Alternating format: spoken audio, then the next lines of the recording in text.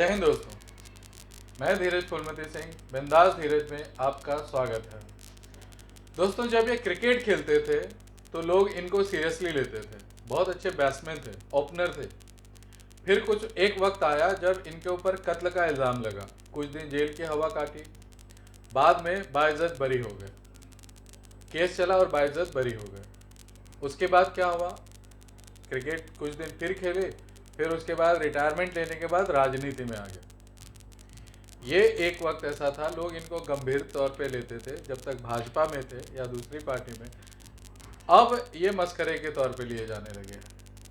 लोग अब इनका मजाक बनाते हैं। राजनीति में जो चातुर्यता की ज़रूरत होती है, राजनीतिक जो समझ की ज़रूरत होती है, मुझे लगता है आज इनमें वो नदारद है। जी हाँ दोस्तों, मैं नवजोत सिंह सिद्धू की बात कर रहा हूँ। नवजोत सिंह सिद्धू, पंजाब कांग्रेस के अध्यक्ष। आज इनका राजनीति में आज इनकी हालत न खाते बन रहा है न उगलते बन रहा है। एक वक्त जब राजनीति में, या आप कह सकते हैं राजनीति मतलब भाजपा छोड़ के जब ये कांग्रेस में शामिल हुए थे तो पंजाब की राजनीति में सिरमौर थे। ये हाईलाइट हो रहे थे, इनको बहुत सारे लोग महत्व दे रहे थे, मगर इन्होंने मुख्यमंत्री कैप्टन अमरिंदर सिंह के खिलाफ बगावत का बिगुल फूंक दिया। अब हुआ क्या? रोज रस्सा कुश्ती होती थी, नूरा कुश्ती होती थी अमरिंदर सिंह और नवजोत सिंह सिद्धू के बीच में पंजाब राजनीति में। उसके बाद मजबूरी में जब आला कमान, कांग्रेस का आला कमान बीच बचा उतरा, तो उसके बाद कैप्टन अमरिंदर सिंह को नवजोत सिंह सिद्धू की वजह से मजबूरी में मुख्यमंत्री के पद से त्याग पत्र देना पड़ा। उसके बाद कौन आया? चिन्नी। अब चिन्नी जो थे वो नवजोत सिंह सिद्धू के शिष्य चेले थे। आज यही चेले नवजोत सिंह सिद्धू को आग दिखा रहे हैं। राजनीति कभी भी वफादारी का मोहताज ही रही है। आप जिसको आप चढ़ाते हैं वही आपकी टांग खींचता है, वही आपको ढकेल देता है, वही आपको गिरा देता है। नवजोत सिंह सिद्धू ने ये सोचा कि अगर मैं चिन्नी को मुख्यमंत्री बना देता हूँ 6 महीने के लिए, तो शायद अगले चुनाव में 2022 के चुनाव में, मार्च के 2022 के चुनाव में पंजाब में वो मुख्यमंत्री का चेहरा होंगे। मगर शायद नवजोत सिंह सिद्धू की यही समझ धोखा खा गई। दोस्तों, वीडियो अगर अच्छा लगे तो इसे लाइक कीजिएगा और चैनल को सब्सक्राइब कीजिएगा। अपने दोस्तों को भी शेयर कीजिएगा ताकि मेरी बात ज़्यादा से ज़्यादा लोगों तक पहुंच सके। आप कुछ कहना चाहते हैं या आप मुझसे कुछ जानना चाहते हैं तो कमेंट भी कीजिएगा ताकि मुझे समझ में आए कि मैं वीडियो कैसे बना रहा हूं। आपको क्या चाहिए, मैं कहीं गलती कर रहा हूं या मुझे कोई सुधार की गुंजाइश है, तो आपसे कमेंट में गुजारिश रहेगी। हाँ, तो मैं कह रहा था सिद्धू की बात।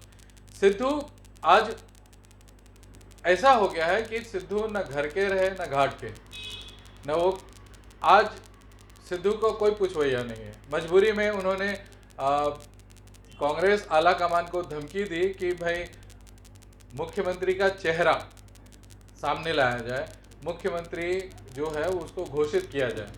मगर आज ये हालत हो गई है कि मुख्यमंत्री की रेस में भी सिद्धू पिछड़ते जा रहे हैं।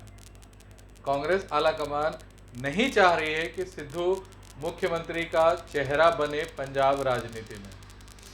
और बात काफ़ी हद तक सही भी है, क्योंकि सिद्धू ने जब कांग्रेस में पदार्पण किया था, भाजपा छोड़ के जब कांग्रेस में पदार्पण किया था, तो इनको पंजाब की राजनीति संभालने के लिए दी गई थी।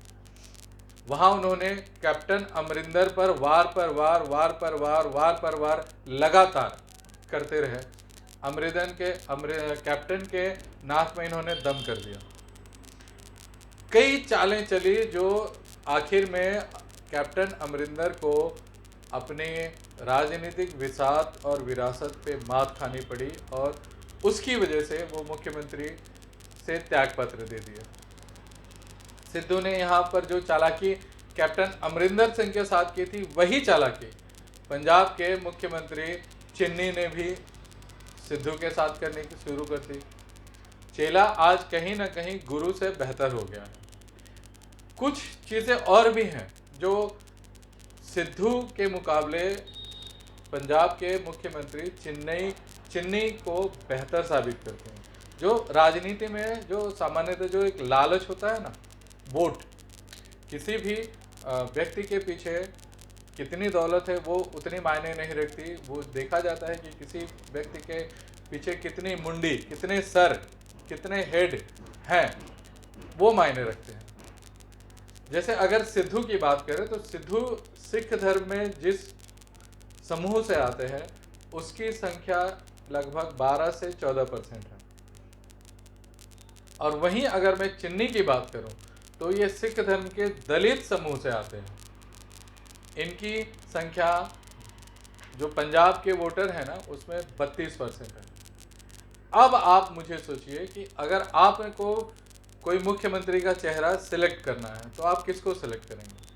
एक वो जिसके पीछे 32% जनसंख्या खड़ी हो, आप उसको मुख्यमंत्री बनाएंगे, या उनको जिनके पीछे 12 से 14% जनसंख्या खड़ी हो, उसके बावजूद भी उसका कोई भरोसा नहीं है कि कब वो गुलाटी मार के भाग जाए, पार्टी से और समाज से ईमानदार और वफादार ना हो, तो आप ऐसा खतरा उठाएंगे?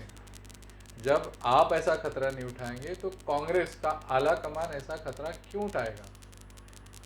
ठीक है, मानते हैं कि आला कमान कांग्रेस का आज उतना सुलहनामे या उतने बेहतरीन डिसीजन नहीं ले पा रहा है, उतने बेहतरीन निर्णय नहीं ले पा रहा है, मगर ये तो सीधी सीधी बात है, सीधा सीधा दिखाई दे रहा है।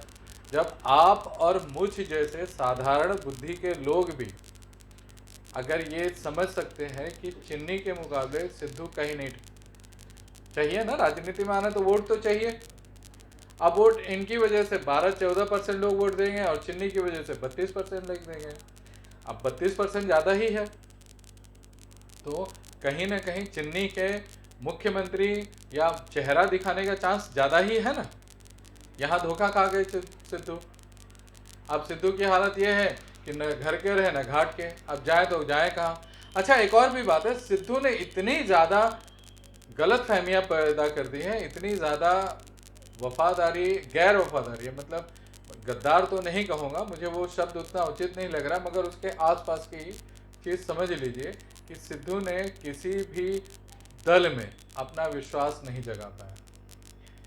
कैप्टन अमरिंदर सिंह, अब मैं पंजाब की राजनीति पे आ रहा हूँ। कैप्टन अमरिंदर सिंह बीजेपी के साथ हैं, तो अब अगर सिद्धू कांग्रेस छोड़ के बीजेपी में भी आना चाहें तो मुझे नहीं लगता बीजेपी उनको अपने यहाँ न्योता देगी या वेलकम करेगी, क्योंकि वो सिद्धू के मुकाबले कैप्टन को छोड़ना पसंद नहीं करेगी।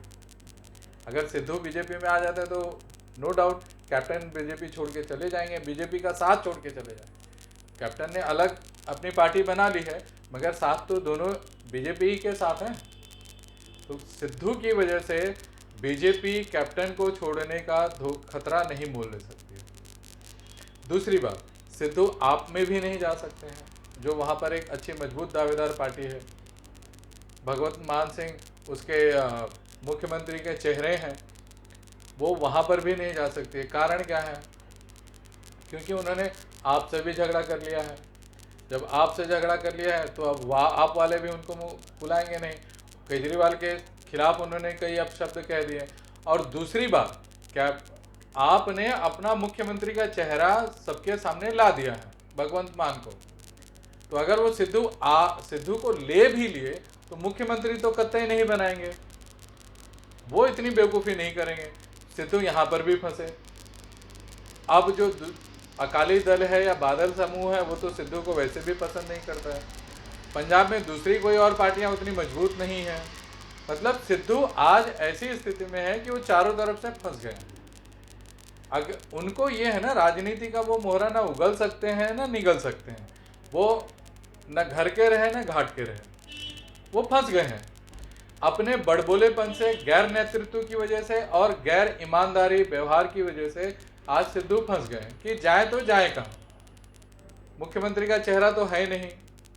दूसरा, अध्यक्ष अगर बने रहे तो ठीक, नहीं तो अगर पता नहीं जीतने के बाद या मुख्यमंत्री का चेहरा हासिल होने के बाद हो सकता है सिद्धू को बाद में लात मार के भगा दिया जाए। तो सिद्धू तो राजनीति से खत्म ही समझिए। राजनीति में बहुत बड़बोले लोग आए हैं, सिद्धू उनसे भी बाप है। क्या बोलना है, कब बोलना है, कितना बोलना है, दबाव बना के करेंगे क्या। कोई भी आदमी चिन्नी के मुकाबले, मैं अगर कांग्रेस का अध्यक्ष होता या सलाहकार होता तो मैं कतई सिद्धू को पसंद नहीं करता। चिन्नी के मुकाबले तो मैं कतई नहीं पसंद करता। अच्छा, एक और चीज़ यहाँ पर पंजाब की राजनीति में नया नया उभरा है। उनकी बहन ने उनके ऊपर दोषारोपण किया है, उनके ऊपर इल्ज़ाम लगाया है कि उन्होंने उनकी माँ को रेलवे स्टेशन पे मरता हुआ छोड़ दिया। अब आप एक कल्पना कीजिए कि भारत का साधारण समाज, इमोशनल समाज, क्या ऐसा बर्दाश्त करेगा कि एक बेटा अपनी माँ को प्लेटफॉर्म पे रेलवे स्टेशन पे मरने छोड़ दिया और उसको अपना नेता बनाएगा? कतई नहीं। ये बात अलग है। तो अब जब सिद्धू यहाँ फंस गए हैं कि अपनी माँ, अब भले ही वो सौतेली है, मैं उस बारे में गहराई में नहीं जाना चाहता, मगर एक सोचिए कि माँ मतलब माँ होती है, चाहे वो सौतेली हो चाहे सगी हो। सिद्धू ने अपनी माँ के साथ गद्दारी की, उनका देखभाल नहीं किया, जायदाद के लिए अपनी माँ को घर से ढकेल के बाहर कर दिया, धक्के मार के बाहर निकाल दिया, ऐसा उनकी बहन का कहना है। अब यहाँ पर सामाजिक रूप से भी सिद्धू पर प्रश्नवाचक चिन्ह लग रहे हैं, सिद्धू पर सवाल खड़े हो रहे हैं, सिद्धू के व्यवहार पर, व्यक्तित्व पर सवाल खड़े हो रहे हैं और सिद्धू उसका सही तरीके से जवाब नहीं दे पा रहे हैं। सिद्धू यहाँ पर भी फंस गए हैं। भारत की राजनीति ऐसे शख्स को बर्दाश्त नहीं कर सकती है जिसने अपनी माँ को धक्के मार के, जायदाद के लालच में अपनी माँ को धक्के मार के बाहर कर दिया। ऐसे शख्स को बर्दाश्त नहीं कर सकती है जिसको, भारत की राजनीति ऐसे शख्स को बर्दाश्त नहीं कर सकती है जो किसी भी पार्टी का अब तक वफादार नहीं रहा, पार्टियां बदलते रहा है। तो इसमें निष्ठा वाली बात ही नहीं आती है, कोई उनको आगे करके खतरा मोल नहीं लेगा। सिद्धू को ये बात समझनी चाहिए। इसलिए मैं फिर आखिरी बार कह रहा हूँ, सिद्धू ऐसे मोड़ पे आ गए हैं जहां वो न घर के रहे न घाट के।